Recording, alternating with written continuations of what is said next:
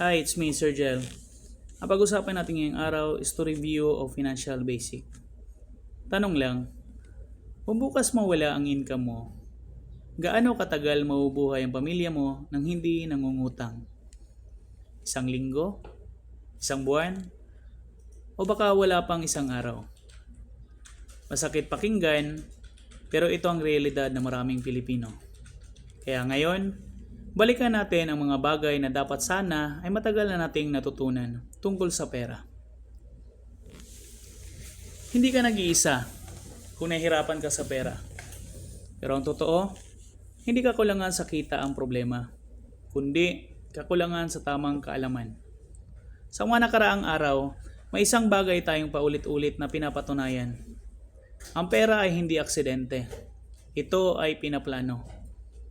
Natututo tayo na hindi lahat ng gusto natin ay kailangan. Dahil ang maling desisyon ngayon, problema bukas. Natutunan din natin ang kahalagahan ng emergency fund. Dahil hindi mo kontrolado ang mangyayari sa buhay. Pero pwede mong kontrolin ang paghahanda. At higit sa lahat, nakita natin ang financial habits mo ngayon ang magdidikta ng future mo. Kung wala kang disiplina ngayon, huwag kang magtataka kung bakit walang nangyari sa pera mo. At ito ang pinaka-importante.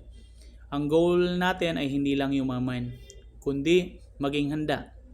Yung kahit may mangyaring hindi inaasahan, hindi ka mabubuwag at hindi maghirap ang pamilya mo.